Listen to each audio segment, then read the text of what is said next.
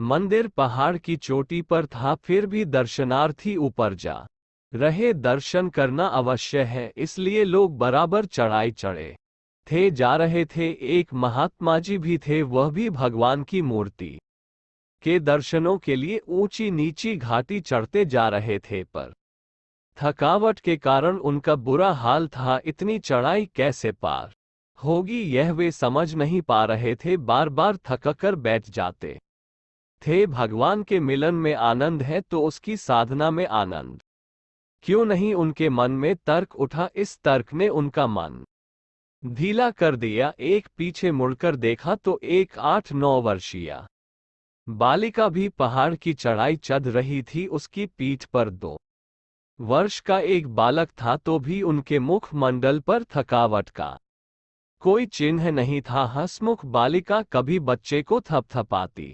चूमती, चाटती और कभी नाराज सी होकर उससे बातचीत करती। बच्चा उसे शिकायत वाली मुद्रा में देखता तो बालिका कहती बुद्ध और हंसती हुई फिर दुगने उत्साह से चढ़ाई चढ़ने लगती। मन तो विचारों का भांडारागार है। अभी थोड़ी देर पहले तर्क उठा था, अब वो कुतूहल में बदल गया। मेरे पास कोई बोझा नहीं, शरीर भी पुष्ट है, फिर भी थकावट, और इस नन्ही सी बालिका की पीठ पर सवारी है तो भी उसके मुख पर थकावट का कोई चिन्ह नहीं। उन्होंने पूछा, बालिके तुम इतना बोझ लिए चल रही हो, थकावट नहीं लगी क्या? बोझ नहीं है बाबा, लड़की ने महात्मा को चिढ़ाने वाली बात बनाकर कहा। यह मेरा भाई है, देखते नहीं इसके साथ अटखेली करने में कितना आनंद आता है। ये कहकर बालिका ने शिशु के कोमल कपोल चूमे और एक नव स्फूर्ति अनुभव करती हुई फिर चढ़ाई चढ़ने लगी। महात्मा जी ने अनुभव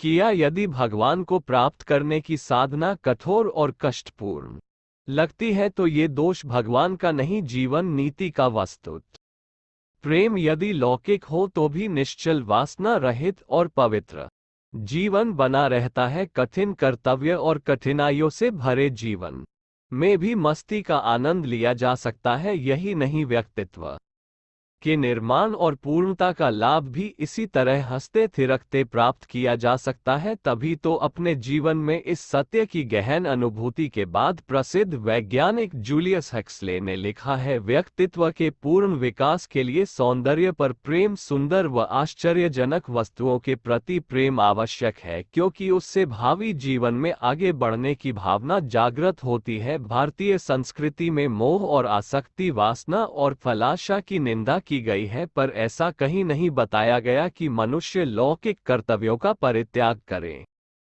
ईश्वर दर्शन, आत्म साक्षात्कार, स्वार्थ और सद्गति, पुण्य और परमार्थ मानव जीवन के अंतिम लक्ष्य है। अपूर्णता से पूर्णता की ओर तो उसे बढ़ना ही चाहिए। उसे लौकिक हितों से बढ़कर माना जाए तो भी कोई बुरा नहीं, पर यह मानकर कि सांसारिक जीवन में कठिनाइयां ही कठिनाइयां, अवरोध ही अवरोध, भार ही भार है, उसे छोड़ना या उसे झींकते हुए जीना भी बुरा है।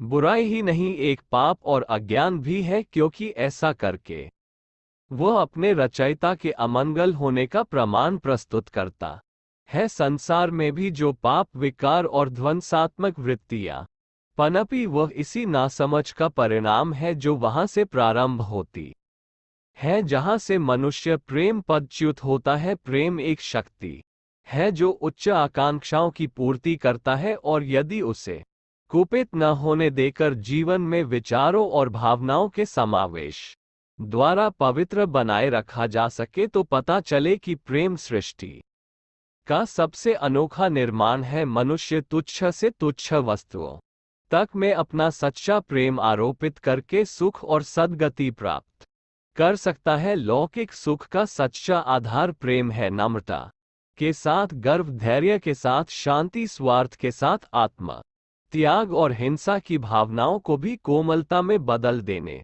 की शक्ति प्रेम में है। यह इंद्रिय वासनाओं को प्रसन्नता एवं पूर्ण जीवन में बदल सकता है, किंतु आवश्यक है कि प्रेमी का सर्वोच्च लक्ष्य प्रेममय होना ही रहे। प्रेमास्पद के प्राणों में अपने प्राण, अपनी इच्छा और आकांक्षाएं घुलाकर व्यक्ति उस अहंता से बाहर निकल आता है जो पाप और पतन की ओर प्रेरित कर ऐसे दिव्य मनुष्य को नष्ट करता रहता है। प्रेमी कभी यह नहीं चाहता कि मुझे कुछ मिले, वरन वह चाहता है कि अपने प्रेमी के प्रति अपनी निष्ठा कैसे प्रतिपादित हो, इसलिए वह अपनी बातें भूलकर केवल प्रेमी की इच्छाओं में मिलकर रहता है। जब हम अपने आप को दूसरों के अधिकार में डाल देंगे तो पाप और वासना जैसी स्थिति आवेगी ही क्यों, और तब मनुष्य अपने जीवन लक्ष्य से पतित ही क्यों होगा। सच्चा प्रेम तो प्रेमी की उपेक्षा से भी रीझता है।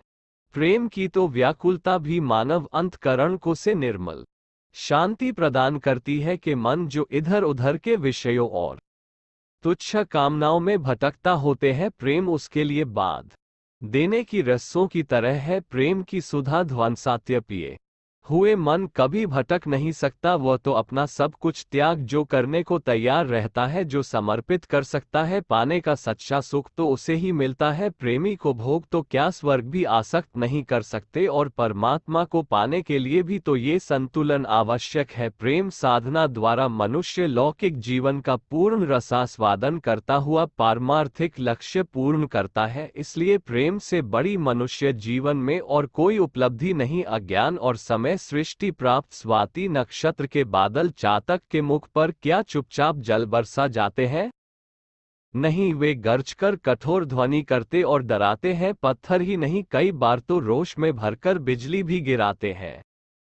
वर्षा और आंधी के थपेड़े क्या कम कष्ट देते हैं, किंतु चातक के मन में अपने अपने प्रियतम के प्रति क्या कभी नाराजी आती है। तुलसीदास ने बताया कि यह प्रेम की ही महिमा है कि चातक प्रयोद के इन दोषों में भी उसके गुण ही देखता है। अमंगल सी दिखने वाली भगवान की सृष्टि में न कठिनाइयों के झंझावत कम है, न अभाव और कष्ट, एक पीड़ाएं एक एक पग भारी है और लक्ष्य प्राप्ति का बाधक है। पर यह केवल उनके लिए है जिन्होंने प्रेम तत्व को जाना नहीं। प्रेम तो समुद्र की तरह अगाध है, उसमें जितने गहरे बैठा जाए उतने ही बहुमूल्य उपहार मिलते हैं और मानव जीवन को धन्य बनाते चले जाते हैं।